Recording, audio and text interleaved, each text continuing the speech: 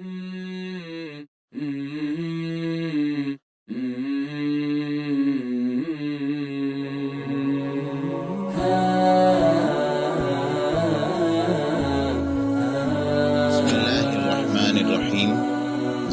سے لطف اٹھائیے۔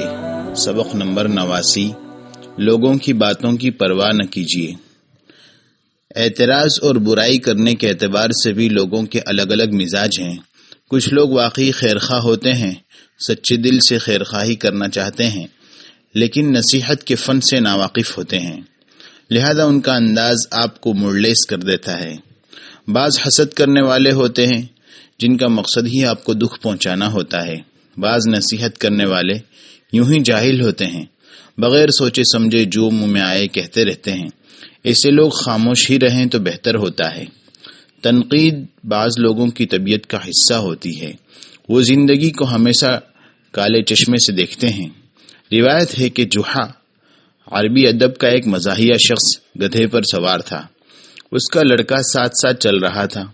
ان کا گزر چند لوگوں کے پاس سے ہوا تو لوگوں نے کہا، اس پتھر دل باپ کو دیکھو، خود مزے سے سوار ہے اور بچہ بیچارہ دھوپ میں پیدل چلتا ہے۔ جوحا نے ان کی یہ بات سنی تو گدھے سے اترا اور لڑکے کو سوار کر لیا۔ اب وہ دونوں چند لوگوں کے قریب سے گزرے تو ایک نے کہا، اس بے ادب لڑکے کو تو دیکھو، خود سوار ہے اور باپ دھوپ میں پیدل چل رہا ہے۔ اب جوحا خود بھی لڑکے کے ساتھ گدھے پر سوار ہو گیا۔ لوگوں نے کہا، ان بے رحم انسانوں کو دیکھو، انہیں بیچارے جانور پر ترس نہیں آتا۔ جوحا نے لڑکے سے کہا، بچے اتر جاؤ، اور خود بھی اتر گیا۔ اس پر لوگوں نے کہا، ان بیوقوفوں کو دیکھو، پیدل چل رہے ہیں جبکہ سواری ساتھ ہے، گدھا آخر کس لیے ہے؟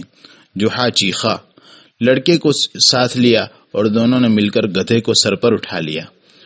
میں جوحا کے پاس ہوتا تو کہتا، پیارے، لوگوں کی باتوں کی پرواہ نہ کر، جو جی میں آئے کر، لوگوں کو خوش کرنا ناممکن ہے۔ تجربہ یہ ہے، ایک عقل مند کا قول ہے، جس شخص نے دوسروں کی باتوں میں ٹانگ اڑانا اور خواہ مخواہ کے جھگڑوں میں پڑنا اپنی عادت بنا لی، وہ کبھی ایک جگہ ٹک کر نہیں رہ سکتا۔